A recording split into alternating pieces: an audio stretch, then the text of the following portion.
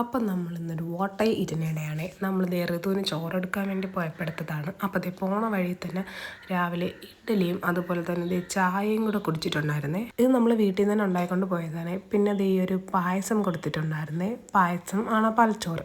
പിന്നെ പോകുന്ന വഴിക്ക് ഒരു ഫ്രൂട്ട്സ് കടയിൽ നിർത്തി അവിടെ നിന്ന് ഈ ഒരു സബർ ചില്ലി ഇങ്ങനെ കണ്ടിട്ടുണ്ടായിരുന്നു. അങ്ങനെ അത് വാങ്ങിച്ചിട്ടുണ്ടായിരുന്നേ.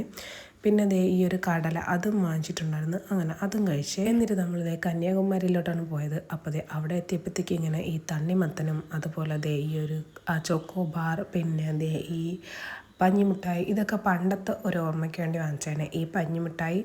അങ്ങനെ അതൊക്കെ കഴിച്ചിട്ട് നമ്മൾ ഉച്ചയ്ക്കത്തെ ഫുഡ് കഴിക്കാൻ വേണ്ടി ഒരു ഹോട്ടലിൽ കയറിയിട്ടുണ്ടായിരുന്നു. അവിടെ നിന്ന് ഈ ഒരു മൊജിറ്റോയും അതുപോലെ തന്നെ ഈ ഒരു പനീർ കറിയും ഫ്രൈഡ് റൈസുമാണ് കഴിച്ചിട്ടുണ്ടായിരുന്നത്. പിന്നെ രാത്രി ആയപ്പോഴത്തേക്ക് ഷവർമ അതുപോലെ തന്നെ ഈ തട്ടുദോശ അതൊക്കെ ഉണ്ടായിരുന്നു. ഞാൻ ഷവർമയാണ് കഴിച്ചത്. പിന്നെ ഈ തട്ടുദോശയും ഒന്ന് ടേസ്റ്റ് ചെയ്ത് നോക്കിയിട്ടുണ്ടായിരുന്നേ. അവസാനം ഈ കട്ടനിലാണ് നിർത്തിയത്.